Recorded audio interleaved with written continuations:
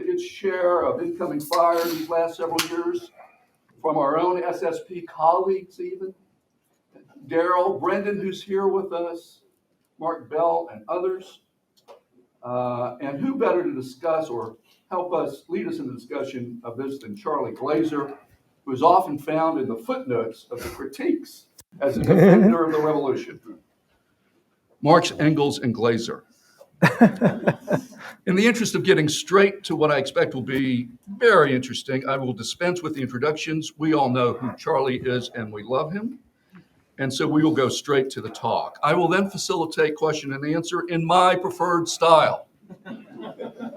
So that is one question per person until everyone has had a chance to ask a question. I will go last as a demonstration of my commitment. And then if we finish that round and everyone gets to ask a question, then we will go to a second round. Well, without further ado, please join me in welcoming the estimable Charlie Glaser.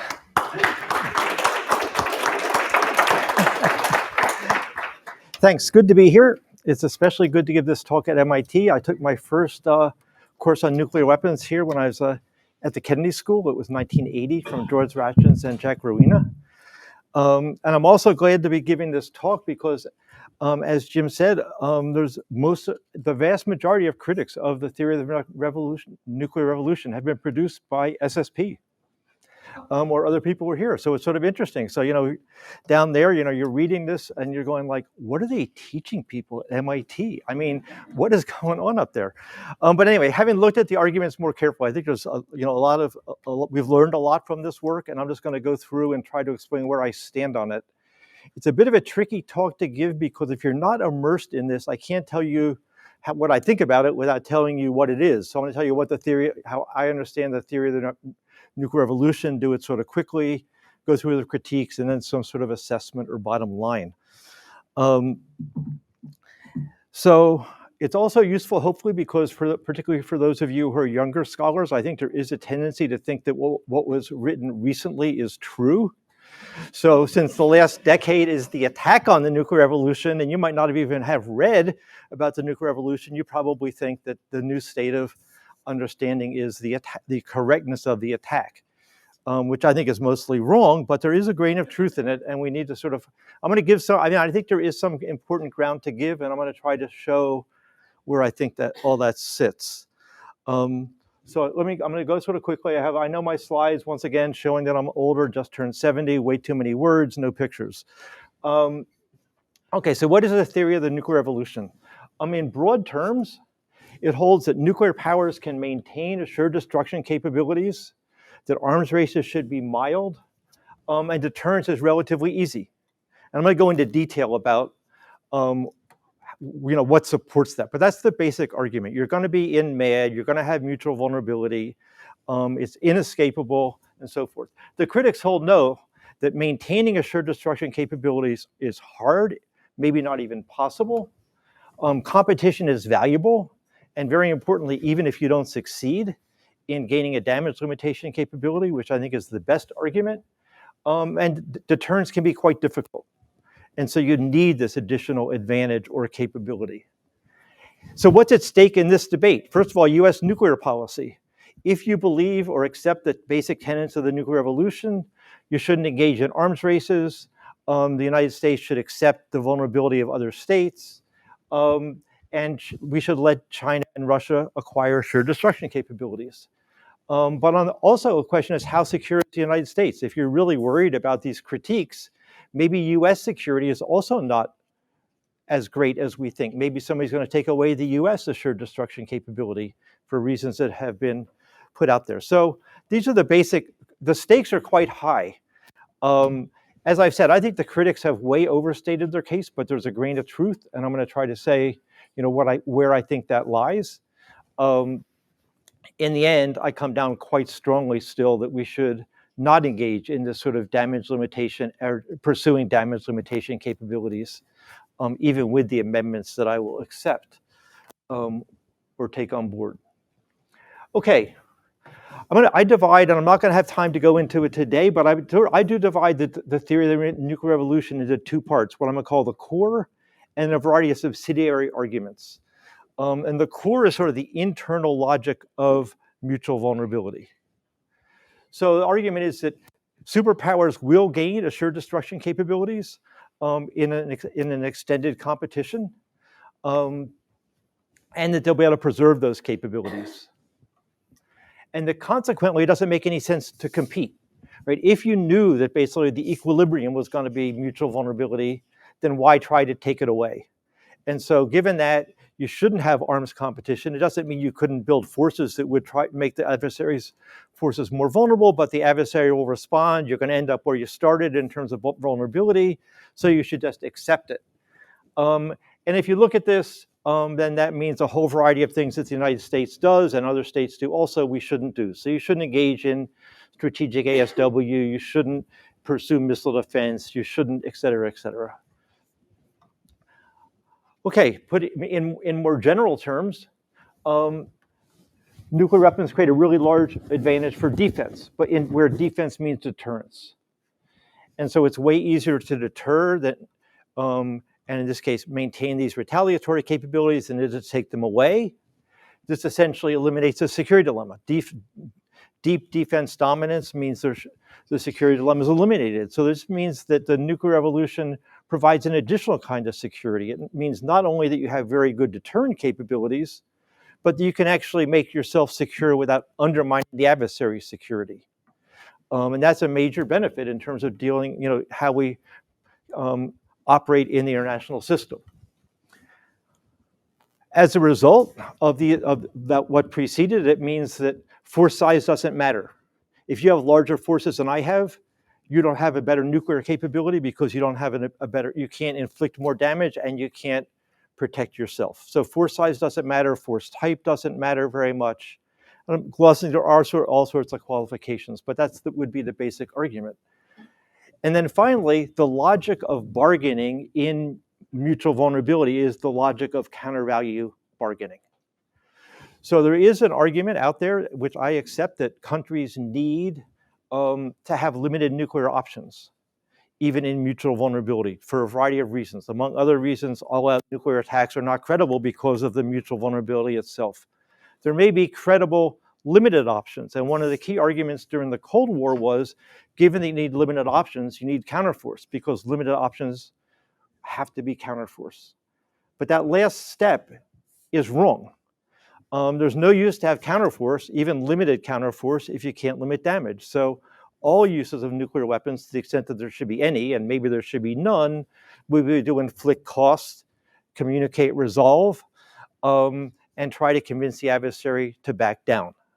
So yes, limited nuclear options, although many theorists would not necessarily put much weight on them,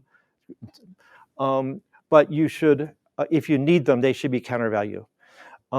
Anyway, there's a huge debate that took place during the 70s and 80s about this basic logic.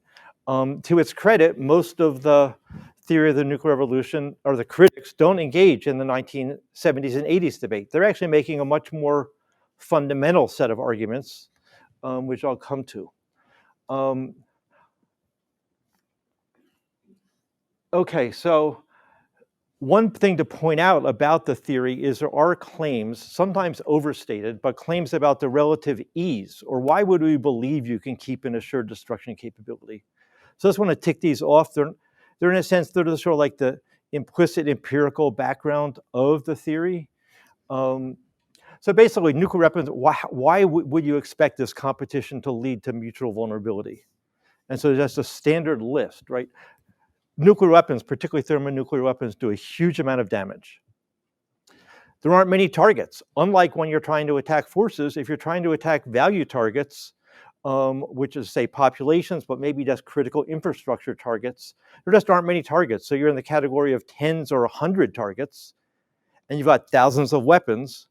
And so the challenge to the defender or the damage limiter is tremendous. Wealthy states can build thousands or tens of thousands of weapons. They can deploy them all sorts of different ways, which makes destroying them harder because you have to defeat each type of delivery system. Missile defenses don't work, and they still don't work, and they're probably never going to work. When we think about national missile defenses, we know from watching the recent conventional wars, you can have there are conventional missile defenses that work, but national missile defenses are totally different. Without going into it, partly the speed of the warhead, but most importantly because the trajectory is in the basically the atmosphere, the vacuum of the upper atmosphere, and so it's a whole different problem for a variety of reasons. And importantly, particularly when these arguments were made early on, forces were really quite highly survivable. You can make missile silos hard enough that until the end of the Cold War, they weren't vulnerable, although they were foreseeably becoming more vulnerable.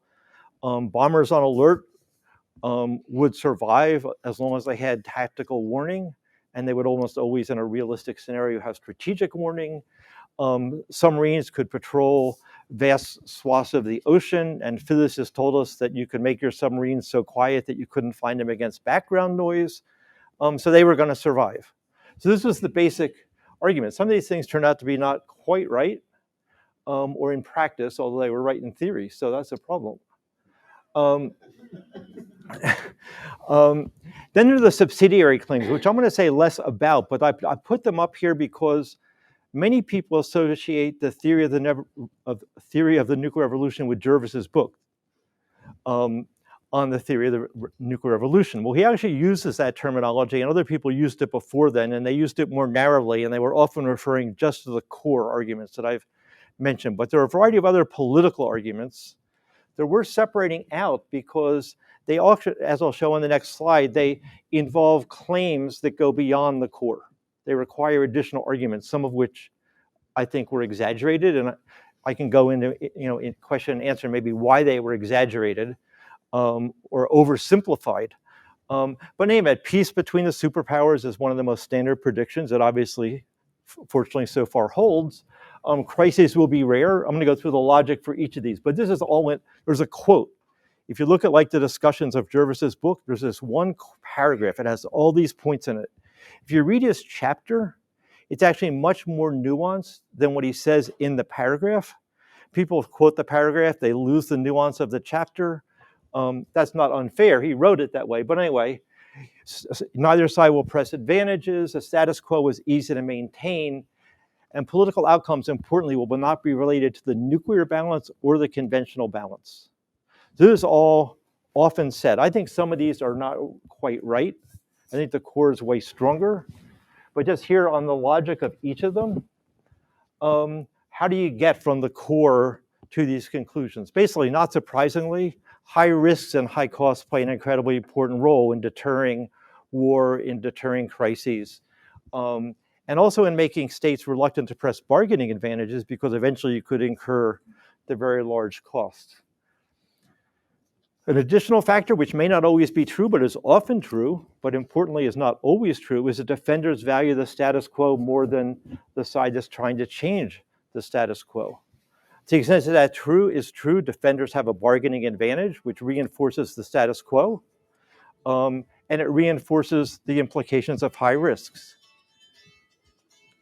Nuclear differences don't matter for outcomes, right? That does follow directly from the core. If differences within within your force structure don't matter as long as you're in MAD, then outcomes shouldn't depend at all on the nuclear balance. That's sort of like, that's tautological in a sense. But why conventional war might escalate to nuclear war, so that means also, according to this logic then, and since nothing matters at the nuclear level, then the conventional balance doesn't matter. That's probably wrong. And so that would be like on one of the amendments that I would make, which is not one that's the focus of the critics especially, but I think that Jervis was really focused. One thing to keep in mind is he was very focused on, a lot of people who were working at the time were very focused on the US-Soviet situation, and what that meant was a large conventional war in Europe. And this probably applies much more to that large conventional war in Europe than it would in general to the irrelevance of conventional forces, let's say, for limited aims elsewhere. And this gets us into some of the complexities and of the stability-instability paradox and so forth. But I would just say this is the long list, and these are the basic logics for what I'm calling the subsidiary claims. So either you've seen this before and it's been really boring, or you haven't seen it and I've gone too quickly. I don't know how many would be in the middle, but in any event, we'll just have to move on. Okay, so one argument that I want to take off the table is that some critics of the theory of the nuclear revolution have said, well, the United States and the Soviet Union didn't follow what the theory says they should, so the theory is flawed. That's wrong, actually. This is in the sense that the people who were developing these arguments knew that the United States was not pursuing the policies that were that the theory was calling for. And they tried to explain it in any variety of other ways, although not fully. There's no really full explanation, I think, of the divergence between US policy and the theory of the nuclear revolution. But it's not really a flaw in the theory. The theory is prescriptive, and it was known. So we'll take that one off the table. That's not the issue here. There's three other strands, I think, and I'm oversimplifying, and then there are other issues about. But I'm just going to focus on these three. One is that particularly Keir Lieber and Darryl Press have argued that technology is making counterforce and damage limitation more feasible.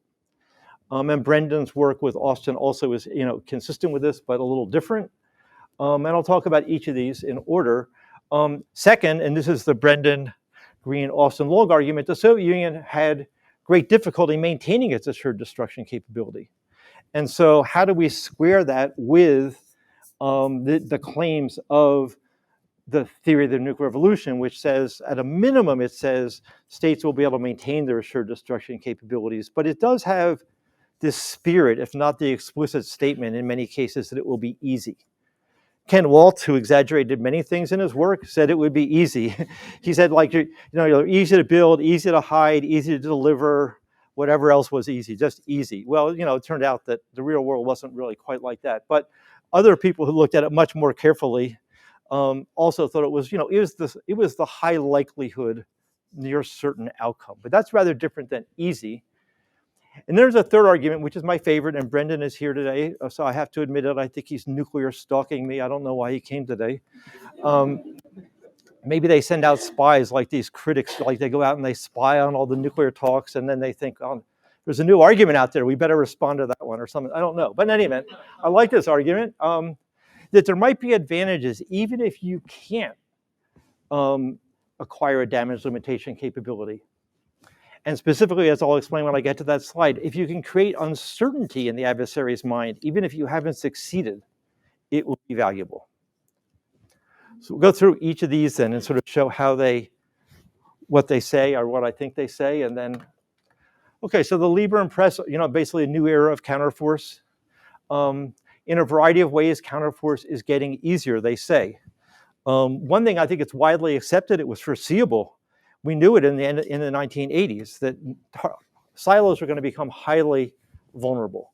That was people who did the calculations on MX knew that. So there's not a lot new in this claim, although the United States, as they explain, has continued to further improve the accuracy of its missiles.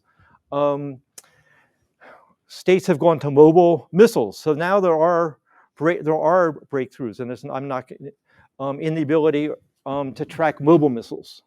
To some extent, this is still emerging. The capability is there, the technological capability is there, the assets are not deployed. But basically now you can deploy large numbers of small satellites so that there's always a satellite looking everywhere. That's very different than when you had a small number of satellites and there are going to be gaps. And obviously, if you're tracking something, having no gaps when you're watching really matters because you can hide during gaps, but if there's constant tracking, you can't. You can deploy space-based radars on these small satellites using technology I don't understand, but I can say all the terminology. Now you can put small space-based radars up there. So you can have day-night, all-weather reconnaissance of mobile missiles. And there's a huge amount of data involved, but now also communications allows for the transmission of that data and for the evaluation of it. So without that, it wouldn't be possible, and it's still tricky. But anyway, so those are all new. That's different, and it means that states have a plausible chance of tracking, or maybe even a good chance of tracking mobile missiles, but only if they're on countermeasures. So that's what we would have to come back to. And countermeasures are always an important part of the offense-defense argument. I mean, even in missile defense, it used to be said, well, you can't hit a bullet with a bullet. Well, now we can essentially hit a bullet with a bullet. But if we don't know where the bullet is, or which one of the many things that looks like a bullet is a bullet, then it becomes potentially impossible. The submarines, they sort of wave their hands at the submarine issue. They say, well, we were able to track Soviet submarines during the Cold War and new stuff is happening. There's a lot less out there on the new stuff that's happening in ASW, but there are autonomous vehicles and a whole variety of sensors and, once again, huge amounts of data collection. So the ASW problem is changing, although I think the bottom line, certainly in the US case, is that the SSBNs will be survivable for the foreseeable future. But anyway, then, so they have this whole argument, and then there's this very important statement, which I think they actually mean, which is that, but countries that have considerable resources can buck these trends and keep their forces survivable, albeit with considerable effort. So I read that to say you can maintain your assured destruction capability if you're a major power. But what you can't do is necessarily gain an assured destruction capability if you're North Korea. This is not a problem for the theory of the nuclear revolution. The theory of the nuclear revolution was really US-Soviet. It was never meant to say that any country that ever gets a nuclear weapon will be able to deploy an assured destruction capability against the United States.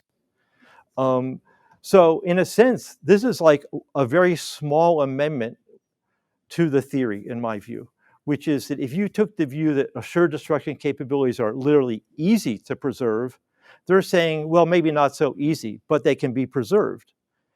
If you preserve that assured destruction capability, then the logic in MAD holds, right? If both sides have assured destruction capabilities, force size doesn't matter, nobody can win, bargaining is all about resolve, arms races shouldn't happen if it's known, although you still might want to give it a try, although for reasons we'll talk about, that might be a bad idea. So this has gotten a lot of attention, but I sort of think that if you take this bottom line as a full part of their conclusion, it really reaches a quite drastically different implication.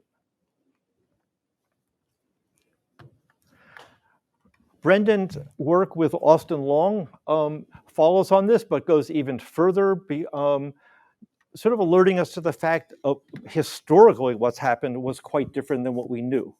So Owen Cote's work on submarines, I think is path-breaking. They draw upon that and add to it. It turns out that for various important periods of the Cold War, we did way better against Soviet submarines than we knew at the time. And I would say, importantly, we not only did way better than we knew at the time, but we did way better than sort of the physicist, Richard Garwin, maybe in particular, who wrote this very good article in Scientific American, said, countries can make their SSBN survivable. You can just win that competition. And I'm sure he was right at the technological limit that was possible, and the United States actually achieved it. But importantly, the Soviet Union didn't. So this raises a question like, one, how do we analyze other states' forces? And I'll come to this at the very end, do we want to think at the technological limit? Well, that's interesting, but if states aren't operating at the technological limit, that's really not quite the way to evaluate them. We did better at tracking mobile ICBMs during the late Cold War, when the Soviet Union deployed rail and land mobile ICBMs as the follow-on to SS-18s. And apparently there's not, at least when they wrote about it, there was not a lot known, but it turns out you do have to communicate between mobile missiles and command posts, between mobile missiles and the escorts and so on and so forth. And if you're not careful, which again, I think the Soviets were not careful apparently, those communications can be picked up by satellites. My understanding from talking to technical people is if you are careful, you can communicate with burst communications and narrow bandwidths and so forth and avoid or greatly reduce the likelihood. So once again, here's a situation in which those mobiles should have been survivable if they were operated very well, but maybe we tracked them because the Soviets didn't operate them very well, which is important. Okay, but I think I'm correctly, and see Brendan is spying, so he can correct us, he's here today. But they said that, if nothing else, these efforts cast a shadow over the nuclear balance. Second strike forces have been more difficult to generate than most experts acknowledge. And that's, I think, an accurate, good statement. But Brendan, in his book and in his own work, does find that mutual vulnerability persisted throughout the Cold War. Turns out it was sort of like maybe bad luck for the United States. The periods in which Soviet submarines were vulnerable, their missiles were survivable. And then as those missiles became more survivable, became more vulnerable, the submarines had improved and became more survivable. So they're sort of like they always had, and that's one of the points in general, is if you have multiple basing modes and work all of them, you've got a much better shot at having one that is survivable. All you need at any given time is one that's really survivable, although you probably want to have many because you don't know what the future will bring. Okay, so this brings us, though, then to the third argument, which I think is the most important and potentially complicated, which is that if you try hard enough, you can generate uncertainty in the adversary's mind or confidence about their retaliatory capability. And we did achieve this during the Cold War against the Soviet Union. There are a small number of quotes in Brendan's very carefully researched book where they actually are statements of like, maybe we really don't have a secure retaliatory capability. I don't know how many there were or how prevalent they were, but you can imagine that was the case. If you look at the United States, we were much more capable, and yet we worried all the time, if not about our current, then at least about our future vulnerability. I think current is much more important for coercive reasons than future, but nevertheless. So the argument is, first of all, so if all you have to do is create uncertainty, the challenge for the competition is much easier for the damage limiter, right? You don't have to succeed. You just have to raise doubts in the retaliator's mind. And actually, it's even easier than that. You only have to convince the retaliator that you believe you have or might have a damage limitation capability, because your actions will depend upon what you believe, not what the defender or the retaliator believes. And so if this is true, then if you have this kind of advantage, it could actually contribute to deterrence. Because if you think that I think I have a damage limitation capability, you should be more cautious because I might use it. So that could deter crises and escalation. And then Brendan goes on to argue that it also could drain adversaries' resources in a way that might be valuable, so draining that they would have to make concessions elsewhere because they might not be able to meet some of their secondary geopolitical commitments due to the drain on their resources. And since allies are consistently nervous and underestimate the quality of extended deterrent commitments, if you're competing, it will make them feel better, and you might even tell them this complicated story. Why no, we can't get an assured damage limitation capability, but I can create uncertainty, and that's going to work. So all we need to do is get uncertainty. So this is a good argument. It hinges on whether you can create uncertainty, but creating uncertainty is way different than succeeding for a variety of reasons. And so it holds together, and it's much harder to sort of analyze just in a narrow technological frame. Okay, so who's right? Where do we stand on this debate? On assured destruction capabilities, I think the weight still says states can maintain their assured destruction major powers can maintain their assured destruction capabilities. Yeah, we've got all these qualifications about the Cold War, but the United States actually never, as far as we know, never succeeded. And the critics aren't saying we ever succeeded. They're just saying it took more work. So if you take off the table the sort of straw man, it's easy, and just change it to who will win, the retaliator will win, we're back to where we were, because then you're in the core logic of mutual vulnerability, which is differences don't matter, no reason. And if you really believe that, and that was all you had, then you should also go back and say, well, there's no use to arms race because we're just going to end up in the same place. So the fact that it's not easy, as long as you're sure who will win, or think it's extremely likely who will win in this sort of damage limitation retaliation competition, is sufficient to preserve most of the arguments. Okay, but how about assured destruction and uncertainty? Clearly, I think it will depend upon the state and the state of technology. I can't say it will never happen because apparently the United States generated at least some uncertainty in the Soviet mind during the Cold War. And I actually think that the Soviets created some uncertainty on our side, to be perfectly clear about it. I mean, not so much when you look at forces, but the more you get into nuclear issues, command and control is the hardest to make survivable. And we worked very hard to get to an adequate level. Although I think there was no doubt in the end that we could retaliate, but we might only be able to retaliate massively and early, not during a sustained kind of large attack and campaign. So the question then on uncertainty is, how about other states? Like, how about China today? How about China tomorrow? Can we continue to? Today, I would say both Russia and, but China also. I don't have Russia up there. China, some uncertainty. The Chinese force is still growing. Their command and control is not quite mature.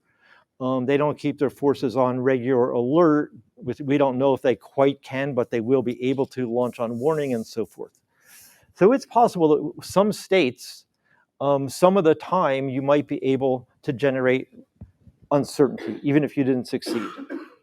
And then the question is, as I'll get to next, do you want to do that? So I would say here, the theory of the nuclear revolution should yield some ground conditionally, which is it becomes a dyadic issue, and the question is, who is the other state, and how good are they? How capable are they? You might be able to generate uncertainty, retaliatory uncertainty. There's a whole bunch to be said about that, but that would be where I think that stands. There's another issue which I think is important, and I think there's disagreement on, which was, even if the United States achieved this, was it a coherent policy? Like, did the United States say, we're going to try to limit damage? Did we have a coordinated strategic nuclear policy to do this? Or do we just have a whole bunch of separate programs which, for a variety of reasons, all push in this direction? Like the Navy obviously wanted 100 submarines. The Air Force obviously wanted to the extent that it was not flying bombers, which is what it really wanted to do, wanted to target forces, and that's just sort of what they'd always been done. But did anybody ever sit back and say, really, let's look at the exchange calculations and realistic scenarios and see if by doing all these things we can actually get a damage limitation capability, or even the lower bar, which I don't think they would have used, create uncertainty. Brendan argues, and I think others imply, that it was a well-planned, coherent policy, and we succeeded. I think there are other explanations that are at least as compelling, and we're not at the bottom of this. But I've alluded to just sort of like what organizations would naturally do, technological imperatives which are related but separate from organizational sort of culture, conventionalization, just not knowing what else to do but compete. Like, it's so unnatural to accept the logic of the nuclear revolution. If you really take it on board, is quite revolutionary. You're not supposed to compete. Like, what do you do? I mean, if you're not competing, it's really boring. You don't get, your forces get stagnant. You just replace them when they've gotten really old. There's no use to get newer and better ones. So there's just like a lot of things that just are not intuitive and could explain the efforts of all the different branches to do this. But maybe it's in there somewhere. But there are very few. Like, there's not out there in the literature. Like, where are all the net assessments, the exchange calculations, the thresholds? Like, what were the real number of warheads we had to reduce the Soviet retaliation to actually have a different outcome? It turns out the McNamara numbers were way high, 200 megatons, way high, factor of 3, factor of 4, maybe way less, depending upon other things. If you're trying to limit damage to yourself, you'd want to know those things, not just have these sort of arbitrary. Anyway, so that's all out there. So who's right? I think, anyway, you'll see what on this. So we'll keep going. What are the policy implications? First of all, I do think that if we're going to have this and going to question whether you can really maintain assured destruction capabilities, then we really need full technical assessments. Right now, what we have are, very useful heads ups, like counterforces getting better. But there's not a real countermeasures countermeasures evaluation. Like, so, okay, you have mobile missiles, but people have looked at it, think that you can deploy decoys, you can spook satellite sites, you can do all these things. Who's going to win that competition? That's the relevant competition, at least for technologically capable states. Who's going to win the ASW competition? You might say, oh, the United States is way better, but no, right now China has deployed a missile that with a single warhead is not talked about much, but has a range to hit the United States pretty much everywhere. It's a MIRV missile, but with a single warhead, it could hit anywhere in the United States from a bastion in the South China Sea. So they're moving toward having the capability, at least, of having a protected bastion at home, in which case our ASW advantages are way smaller, not to say that they're, so what does that really look like as they get better and better? And I'm not saying I have the answer on these, I'm just saying until you answer these things, you don't know. And of course, you don't never know what the future will bring, so there's always future uncertainty. But so we're at the very early stages, I think. Like in the Cold War, there was a huge debate over ABM, and it was argued back and forth, literally over decades, by experts on both sides. Some were right and some were wrong, but they argued on both sides. That was a little joke. But I think now we need to do this across the forces. And so and I know some people are working on this and so forth, but so we need to have like the next generation of like full and open analyses. And I would say missile defense, I think, is one of the easier ones up there. NC2 is one of the harder ones. But I think that for basic retaliatory capabilities, these are doable. Then there's another tricky question, which is, I think, put on the table by this argument that states don't actually necessarily deploy forces at the technological limit, which is most Cold War work was very much like, what is the technological limit of submarines versus ASW, or hard silos versus accuracy, or air defenses versus radar cross-section, or whatever it was. And that's obviously a very good place to start, I think. But if you don't have a highly competent adversary, what we've learned is it's not necessarily a very good place to finish. But then if you could just say, well, maybe the adversary is not going to be so good, so we should just do whatever we can. That's not satisfying. So how do you scale for how good the adversary is now and will be in the future when you're thinking about developing plans over the next couple decades? And if they're good, then you should look toward, if they're very good, look toward the technological limit. That's like when you're mostly dealing, it turns out, with the United States. But maybe China will be that good. If it is, which I think maybe not going to be that good, but will eventually be quite good, then you shouldn't try. Then you're back in the deep nuclear revolution kind of logic. And so there's a question about how much ground to give on all of this. Now, the final piece is that competition is dangerous. So what we've got so far is we've got, I would say, limited conditional benefits, conditional on the adversary, of generating retaliatory uncertainty. But at the same time, you can't do that without essentially creating all of the dangers of pursuing a highly competitive damage limitation capability, even if you don't succeed. Because if the adversary is uncertain about its capability, it will operate its forces and act during crises as though it may be vulnerable. In fact, it has to act that way, right? Because it's already, we're giving it we're giving the damage limiter the deterrent benefit of creating this uncertainty. That means the retaliator has to act accordingly. So what are the dangers? And this is just the standard laundry list. So it means you have to alert your forces early in a crisis. Because particularly if you're defending upon mobile forces, you can't keep them out in the field all the time, although you may keep a fraction and should keep some fraction on alert some of the time. But you're going to want to mobilize as much of your force as possible early, which will tend to drive a crisis forward for a variety of reasons. But one reason is that puts potential pressure on the damage limitator to attack early while that window before your forces are all out in the field. Now, that's pretty early in a crisis, but if it looks like it's going to become a really big war, or if it's a war over Taiwan and it's already likely to become an even bigger war, it would create incentives to go early. Also, what we realize some of it is it will also create incentives if you have conventional capabilities against forces in garrison to use them very early. So if we get to the point where we have long-range ballistic missiles that are highly accurate. It will create those kind of window pressures. The vulnerable state may feel pressures also to escalate because some of your ability to limit damage may be vulnerable. So if you depend upon satellites to target mobiles, I may target your satellites, and I may just do that in a way that blinds them. I might do that in a way that, if I'm not confident that that will work, that shoots them down. So there might be a way to fight your way back to having an assured destruction capability, but that itself will be escalatory. Launch on warning. States that are highly vulnerable prepare to launch early. They don't want to. It's not easy to do. It's hard even for the best to do it. And it's dangerous because of that. You just have a very tight timeline and you can make mistakes. You can misinterpret data that you wouldn't misinterpret if you had more time. Sometimes you may have to delegate.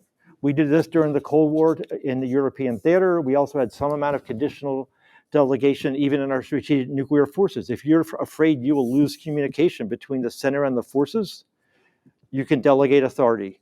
That enhances your retaliatory capability, but it increases the likelihood of unauthorized or mistaken launches. And so once again, you get into these dangers. Barry's written about inadvertent escalation. Caitlin Talmadge, who's coming here, has written about it. If the adversary thinks that nuclear forces is already potentially vulnerable, the loss of nuclear forces in the conventional part of a war creates additional pressures for early escalation. And then finally, I think quite significantly, this is a very competitive threatening policy. You're basically trying to take away a core requirement for a state's security. And states notice this. We worried about it all during the Cold War. We imputed malign intentions to the Soviet Union.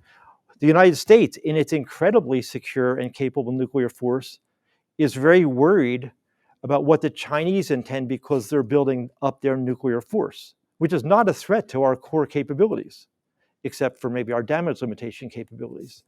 So I don't think it's going to be the key strain in the relationship, but it's an important additional strain, and particularly if you add it to conventional competition.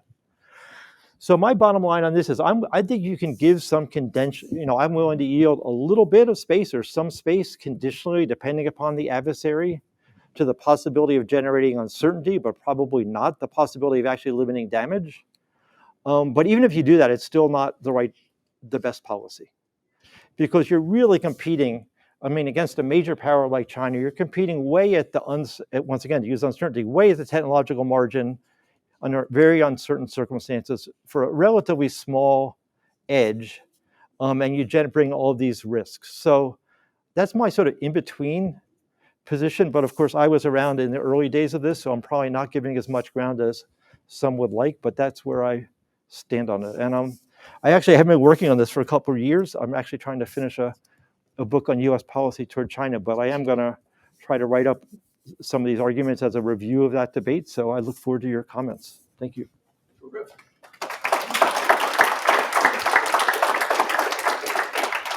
All right, as forewarned, we're going to use a different style of Q&A today. Why? Because I'm up here.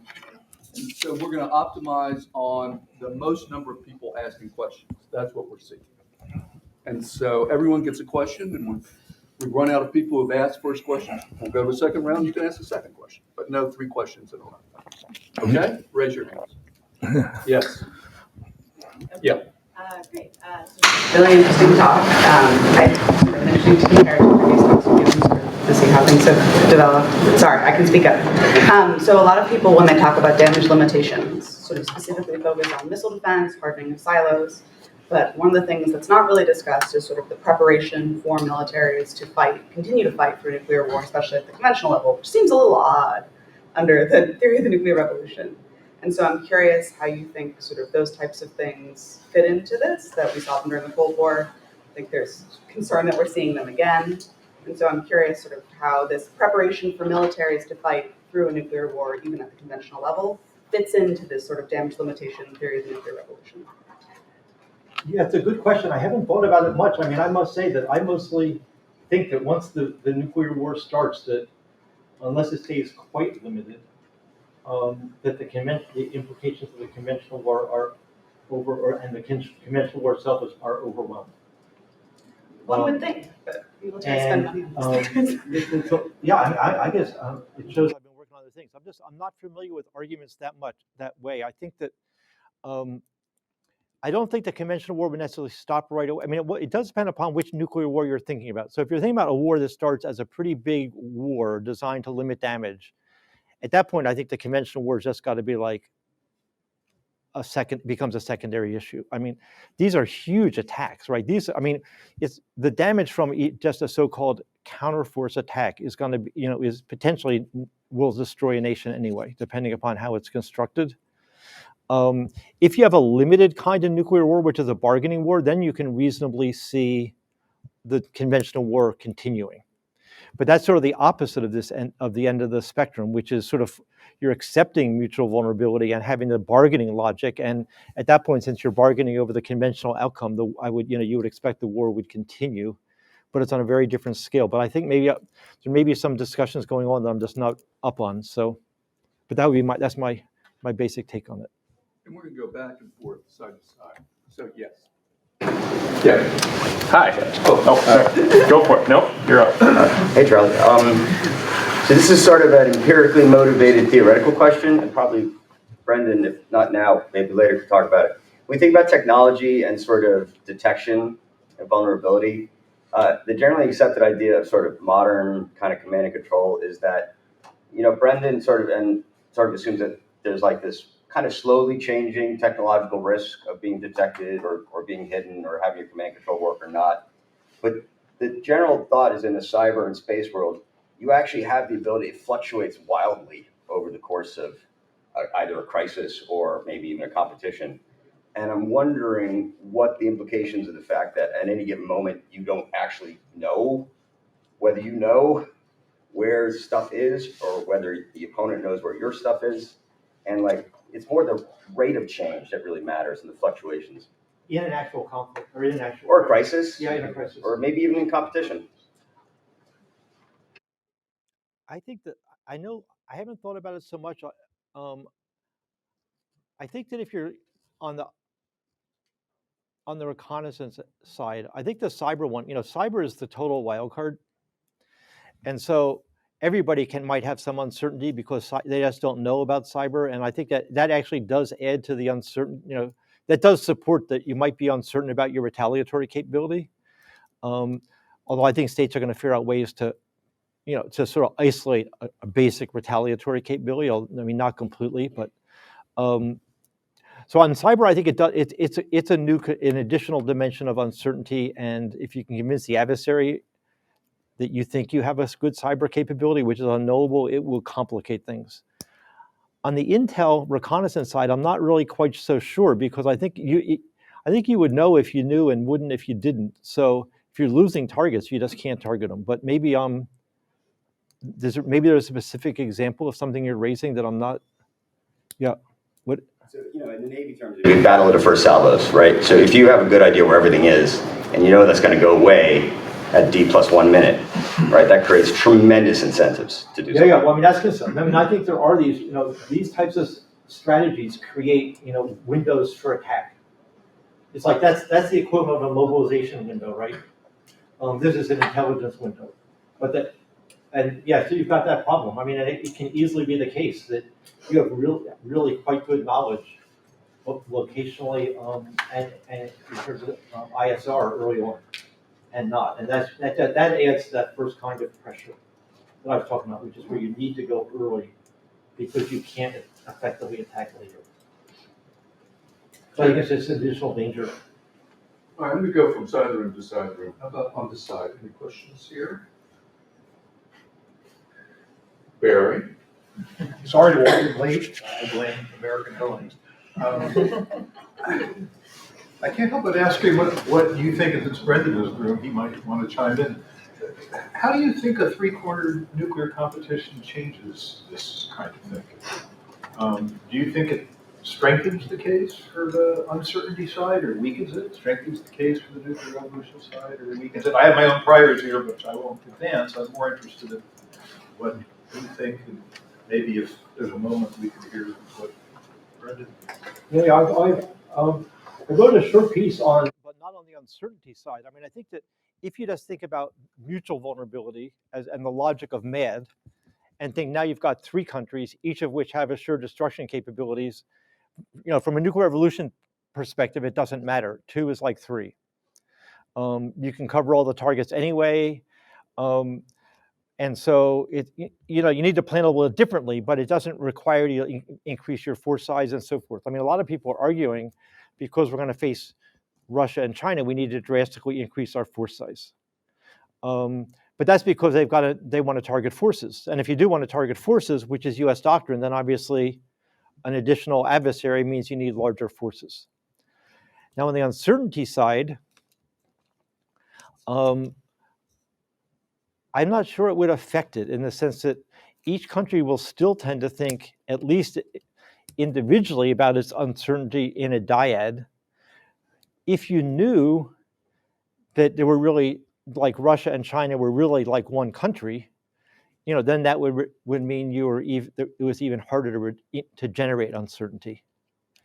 So the uncertainty question, it has a lot, I guess, to do with how you think about the alliance or the alignment between the other countries. Right now, the debate hasn't been pushed that far. I think it's mostly off the mark, which is the idea that we need 3,000 warheads because we have to face Russia and China. But that's a counterforce targeting issue, not a uncertainty issue. So I don't know if does that answer your question or skirts your. What's that? You said it starts. Yeah. No, I'm sure there's more to be. This was a great talk, Charlie. Really, this was fantastic. Thank you for organizing this problem so well. I have 9 questions. Is that okay? Okay, 1 question. When we do 9 rounds. There we go. When we think about the dangers of uncertainty, what I come first to mind with is the danger of nuclear crises. And you don't quite have them on your list there. I think one lesson from the Cold War is that crises themselves are very dangerous because managing the spin-up of the forces is very hard and very dangerous. My Exhibit A and Exhibit B would be Sergei Plokh's book on the Cuban crisis, which I think is a sort of first go-to to read. His book came out about 5 years ago, and the whole point of the book was this crisis was a lot more dangerous than you think it was. And then Limits of Safety by Scott Sagan, which I think is a great book that everyone should still read, and other work on the Cuban crisis. Again, we could have a whole argument about whether '83 was also a nuclear crisis, which I think it was. And we'll leave that aside. What happened in '62 was that the spinning up of the forces was, if you will, an experiment. A lot of things were happening that had not been tried before. And when governments do things they haven't done before, they often don't understand what they are doing, they don't know what the effects of it will be, and they can easily make a mistake giving rise to, I guess you'd call it accidental, or you're calling it inadvertent escalation. Maybe you're putting it in that box, but I'm talking about how the crisis gets out of control. You know the whole story about B-59, B-58, the submarine that nearly had a nuclear shootout with the US Navy and came within one stuck camera guy of having their commander be unable to get down into the sub and stop the arming of their nuclear weapon. And you know the whole story of the south-facing radars that were jury-rigged, and the Americans didn't realize they were going to make a Canaveral launch look like a Cuba launch until it was too late, and putting live weapons in the Whiteman Air Base without realizing that there were probably Soviet observers looking at that base, and if they saw a test coming out of there, they might think it was the live man, all that. When I was thinking about the Ukraine crisis, the thing I thought missing from it was, if we get into a nuclear crisis with the Ruskies, we better understand it's inherently very dangerous. Isn't a risk policy raising that risk? And shouldn't we, let's bring some Cold War history into this? Yeah. No, well said. I think that fits. I mean, I'll make 2 broad comments. One, some of that just fits in, but is not completely covered just by the window pressures. But I agree. I think that, one thing about the logic of the nuclear revolution is things should move slowly. There's no rush. You can take your time. You can figure out what's going on. So on, and in a whole variety of ways. And if your forces are survivable, particularly if you don't have to put them on increased or alert rate, all the better. One thing about a damage limitation policy is that you have to act quickly. As you say, you've never done it before, at least at full scale, so you don't know quite what's going to happen. the adversary hasn't seen it before. So all of a sudden, when you start moving mobile missiles out, I mean, mobile missiles are actually a move to make your force more survivable, but you can easily imagine somebody saying he's getting ready to attack. It's not really like a logical move because you can attack from garrison, but that could be, so a whole variety of, it becomes a very complicated, quick, potentially quick moving, much more room for misunderstanding. And it's not really even fundamentally about uncertainty. I mean, in the sense of uncertainty about retaliatory capabilities, is just the sheer complexity of a lot of things happening at once when moments seem to matter. And like, just to make a fuller case for the nuclear revolution theories, nuclear war. I'm thinking about writing an article would just say let's make sure our next nuclear war is a slow one. If the war goes slowly, it's going to stay small, or it's just going to be the most crazy thing that ever happened. But you could easily blow up the world instantaneously in a damage limitation world.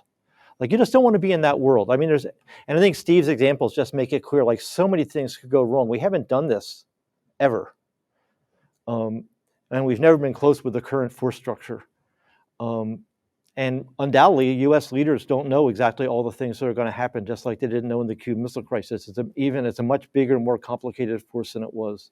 So yeah, so I think the spirit of that is in part of the bigger spirit of the value of time, the risks of time pressure and action compared to the lack of time pressure and deliberation that could actually be in this very other world. So.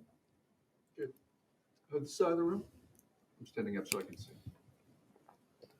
Rich, I'm going to go to Rich because I've passed over him inadvertently several times. No, it's fine. I found the TNR review perfectly pitched, which means I'm in the Dunning-Kruger zone, thinking I know enough to offer an external to the debate sense, but probably don't. So my impression as a non-nukes person, but who has to both teach and occasionally administer general exams on this debate, is that the conditions for TNR to hold are more knife edge than you're framing them. That a little bit of uncertainty unravels most of the thing. Eclipse, 99% totality is not totality, I learned when I did not quite make it. And this feels similar. You seem to say like a little uncertainty, I can admit that without unraveling, but I'm external to the debate. I'm not sure, because it starts to feel like a pretty fundamental source of uncertainty where I say, I think that the other side has high costs for war, because I secretly, in my heart of hearts, think there's some slight chance that we might survive this thing. And there's a lot of bureaucratic and Sagan-esque incentive, like reasons why you might think that bureaucracies that are tasked with figuring out how to survive a nuclear war, even when it's unsurvivable, would come up with stories. And so it's not just uncertainty on the other side, it's uncertainty on your side. If you have even the slightest sense of optimism, then it unravels. And it feels to me like it then connects to your, what I'm feeling is a disjuncture between that you don't like the policy that comes from unraveling TNR, which is like, we don't want to live in that world, is I think what you said, versus is TNR empirically true, and at what level is that true? Does that make any sense? It makes. I think it's good. Very successful brainwash.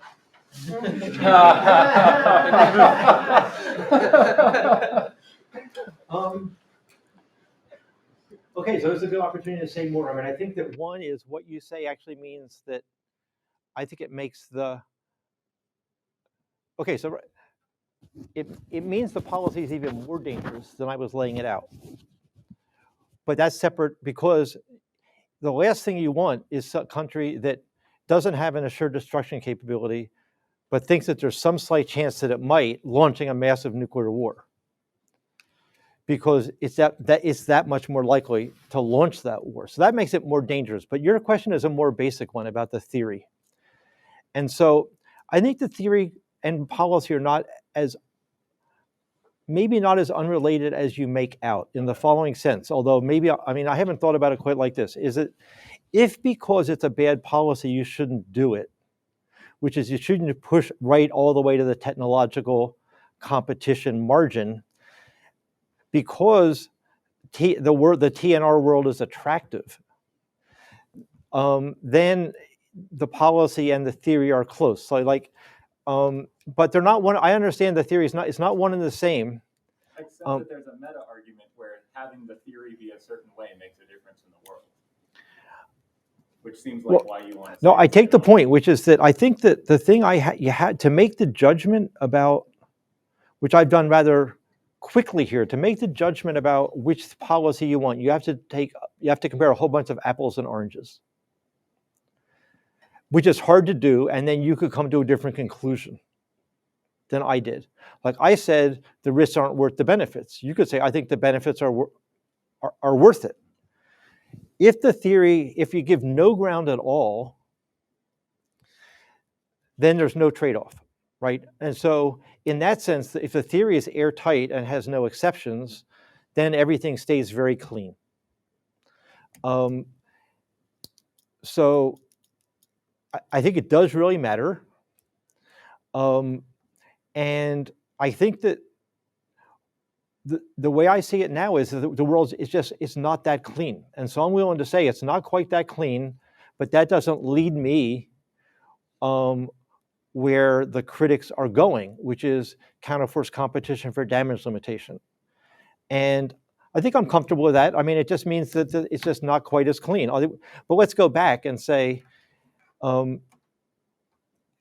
what does it mean to increase? I mean, one is like, you can take it different ways. Like, if I know I don't have a damage limitation capability, but I think the adversary thinks I might, then I should still act according to TNR, okay? But I'm creating uncertainty on his side for my benefit, which might have all these disadvantages. So you're also sort of, because of this world of mirrors, like what does he believe, or even what does he believe about what I believe, there's like many different places where people are making judgments, some of which are still within TNR, and some of which are outside of it. I accept it makes it messier. I mean, I just think that's the way it is, but it's not supposed, a lot of things are even way messier than this, and we have to make policies. So I think it, yeah, so I mean, I think it's a very good point. It is I wouldn't say TNR is on a knife edge, but I would say the complexity of the policy choice is greatly complicated by giving any ground on that possibility.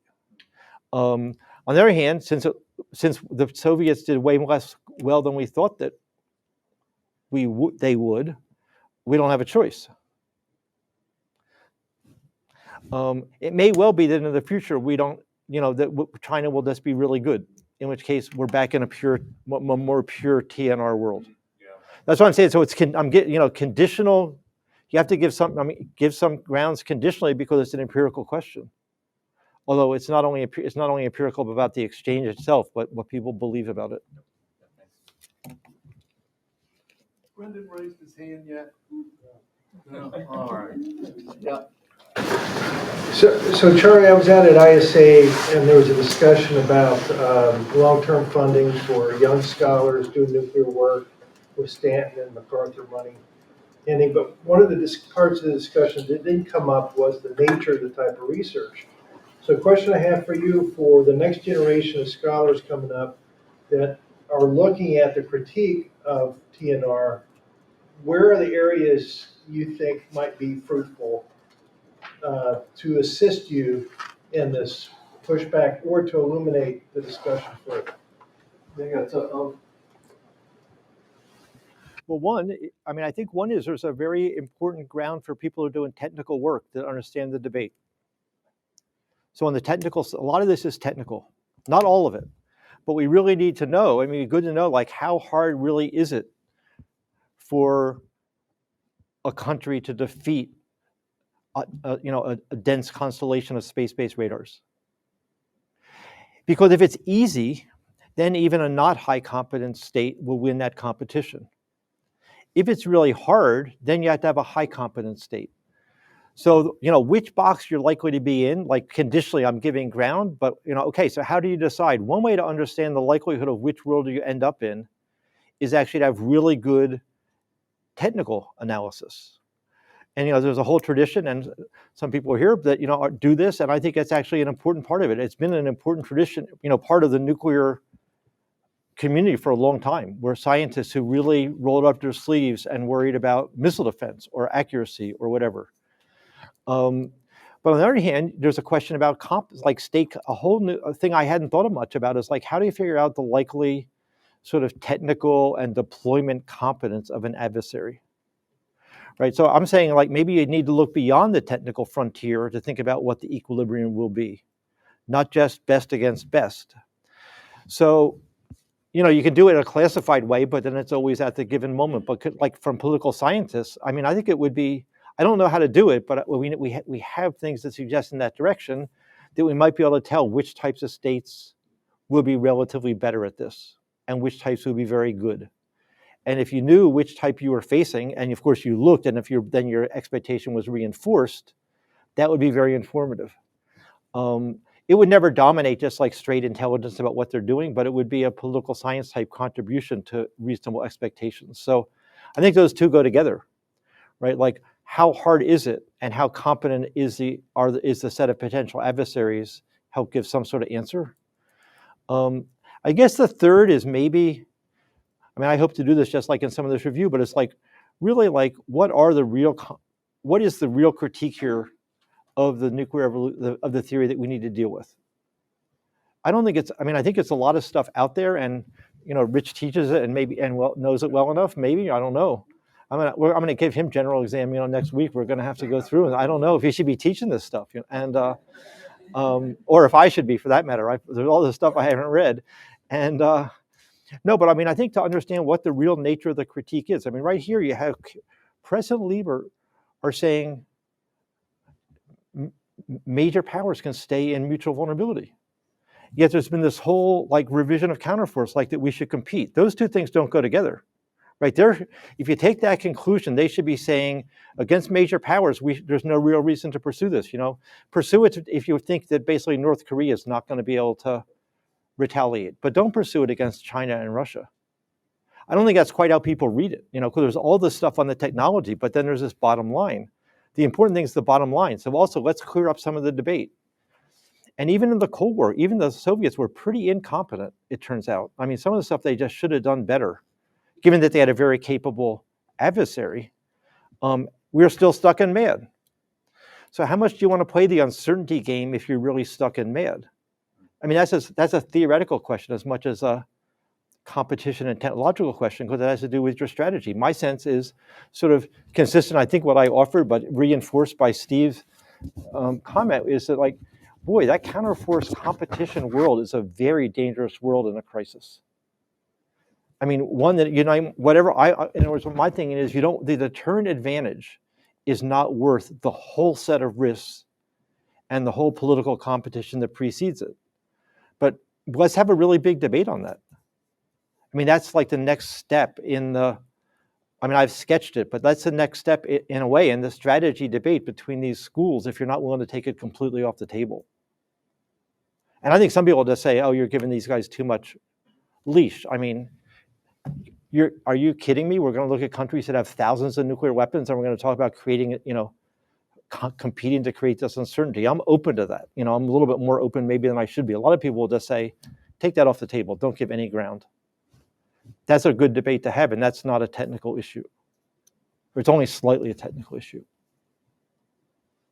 Yeah.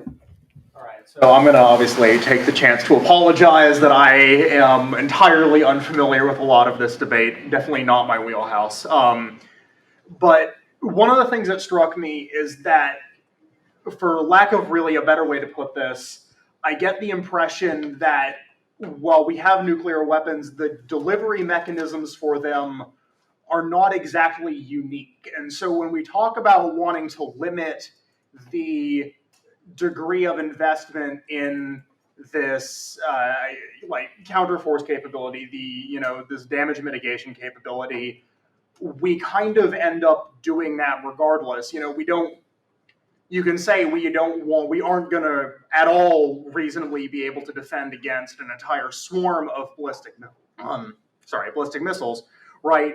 But we're still going to be developing weapons capable of countering individual attacks, and we may not want to be directly countering the ability to hide an SSBN somewhere up in the Arctic, but we are going to want to monitor a submarine that gets near one of our ports, right? Same thing with hypersonics.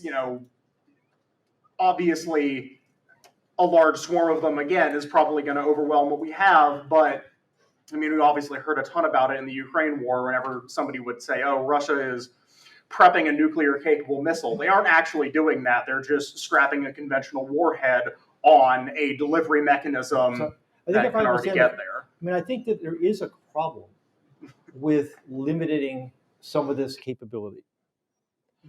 And so if you want to do it, there's a question about, like, how can you do it? So, for example, one of the key things we will do if we're going to go against mobile missiles is we're going to have very dense space-based radar satellite constellations. We might want to do that anyway for a bunch of reasons, okay? So you've got this problem. One of the most natural things to make these missiles survivable is something you might do because you want real-time intelligence in a conventional war.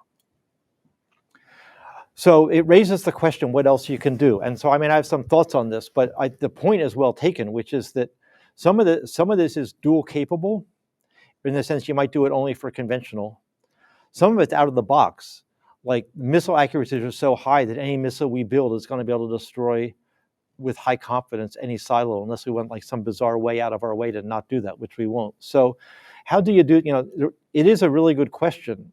If you wanted to not compete, what would you do? There are certain things that are easier than others. I think that you could limit the size of your missile defense, which we're implicitly doing, but it turns out there's all sorts of problems with that. So anyway, so it's a separate question, but I take the point. The technologies are not unique to a nuclear damage limitation capability, and it makes it harder. Now, I will say, I'd like to give you an example, however, like if we're the likelihood is that China will be able to get its missiles out of garrison and we have to barrage them. We can figure out, given the intelligence we have, how many weapons we need to barrage each of their missiles given the time that we knew when it was there. And we could agree to not have that many warheads.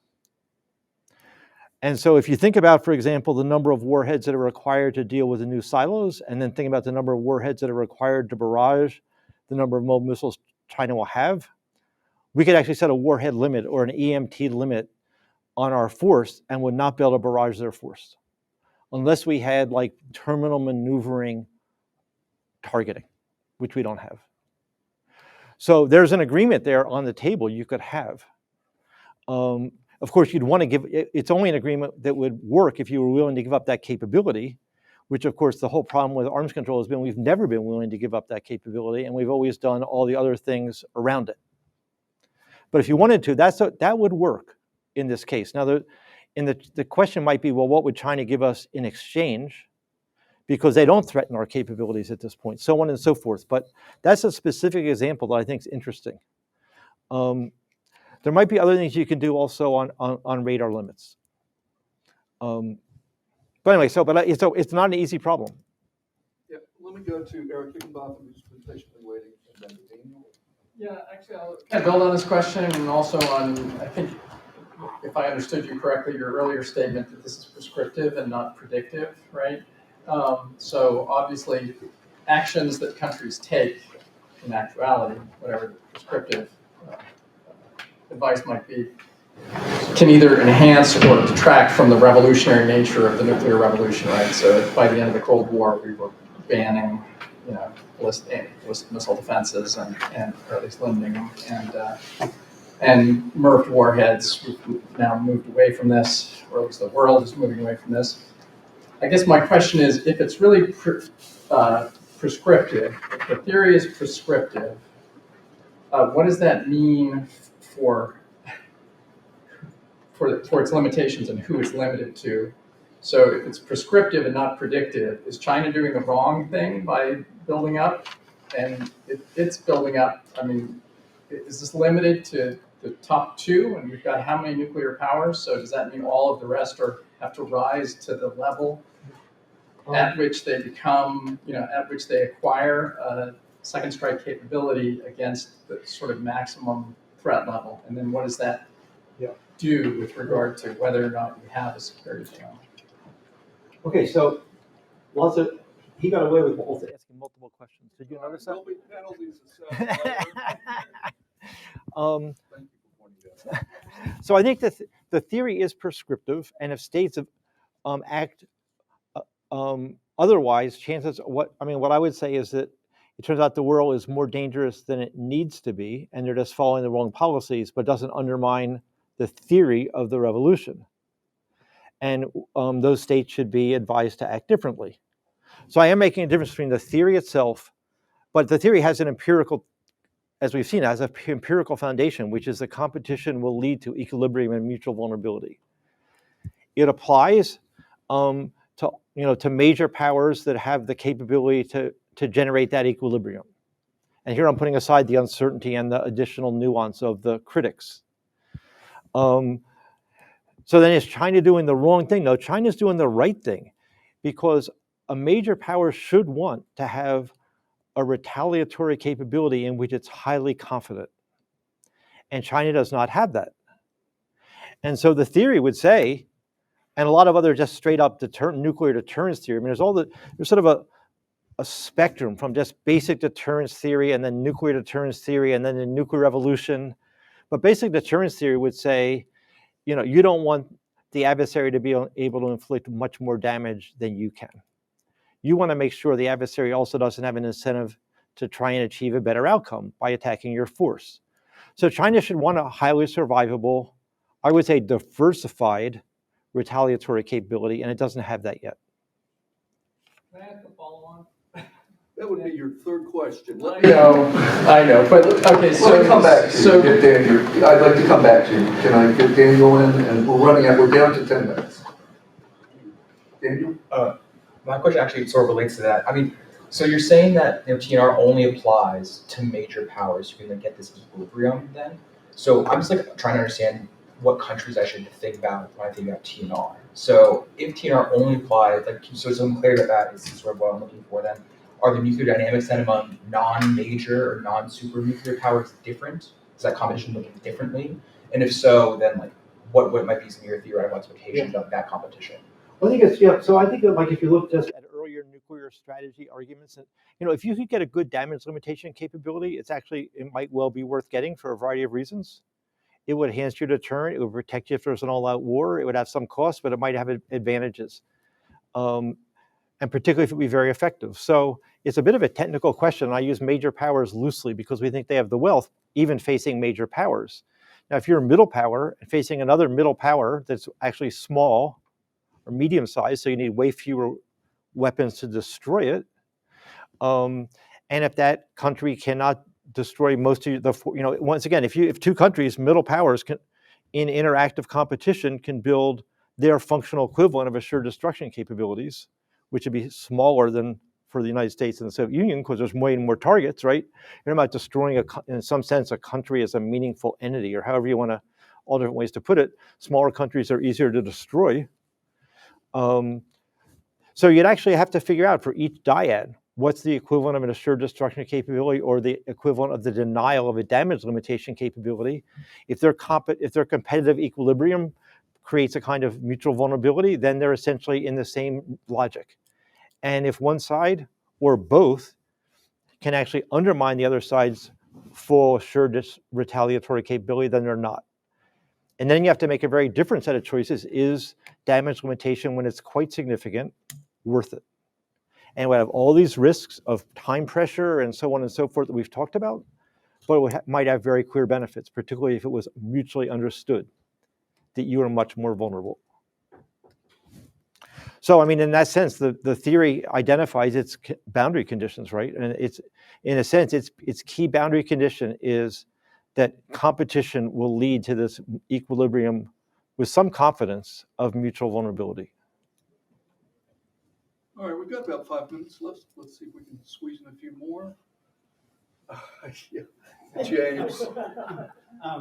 Thanks, Charlie. I have a little bit different flavor of question.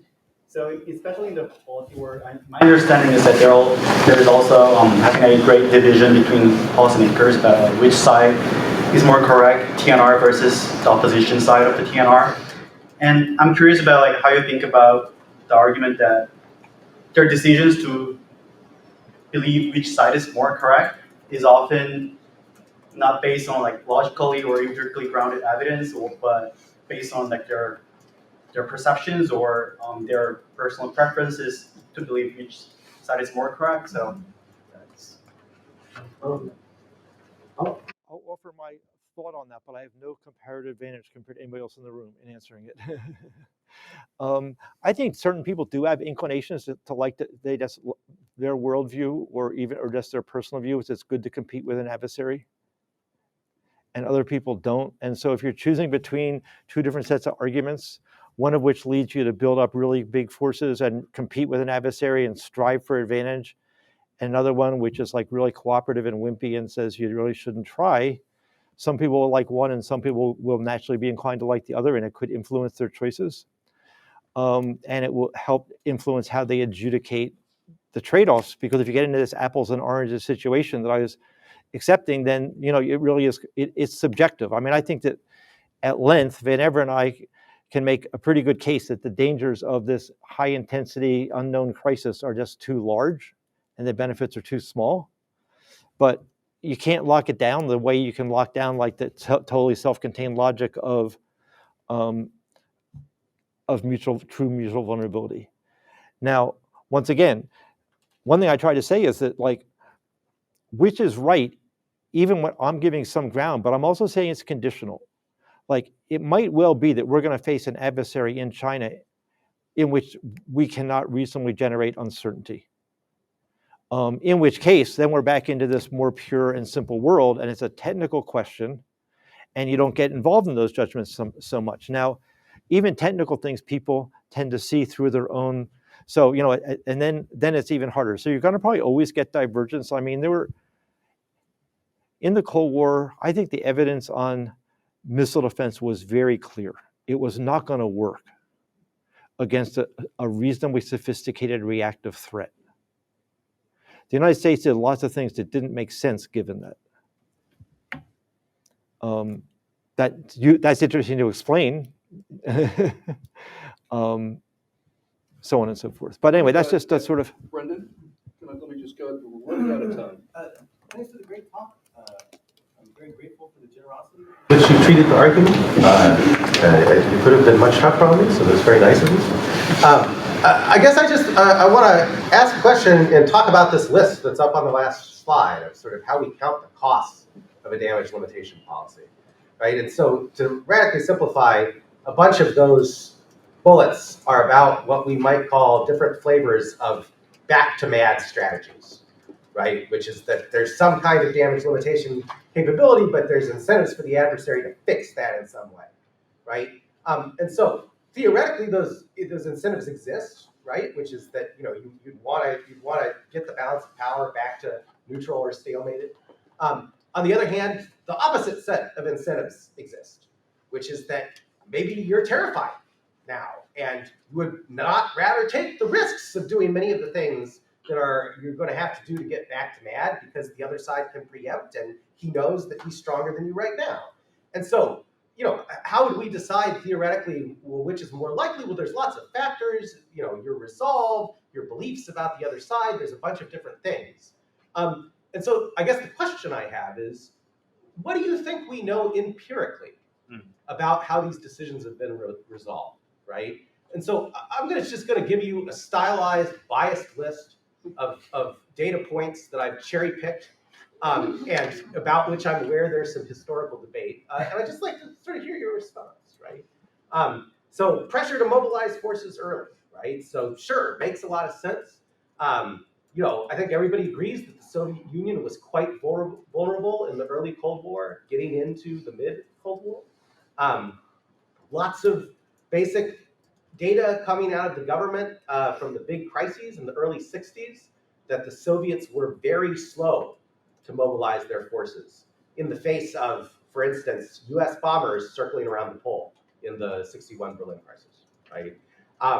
What do we know about, command and control policies for nuclear weapons of nuclear states, right? Let me stop you there since we're about 1 minute Okay. away. And So that's my question, right? Yeah. Which is I feel like I can come up with a bunch of examples that would say, well, it sort of seems like states, the ones that we have, seem like they've been biased against trying to get back to man. Now, maybe I'm wrong about that. And I think I would say we don't have a ton of evidence, right? But I'm curious to hear how you evaluate it. I agree. I take your point. I think the data is thin, and I don't know. We'd have to look at the Berlin crisis carefully, but I'm not sure. I worry way more about the mobilization issues and interactions that Vanessa mentioned with Cuban Missile Crisis. But I think it's also with all these things, we're sort of rolling the dice, and it's good to look at the history, but a lot of things that are plausible we haven't seen, but if they seem sufficiently plausible, that I would worry about them. So if you've told me you've never seen it, I would say that doesn't really, maybe I'm just dense about this, but it doesn't really reduce my willingness to believe that it might still happen, and it might even be likely. So if we'd had lots and lots of data, then it might be somewhat different, but particularly like with, so anyway, so that's just my basic reaction.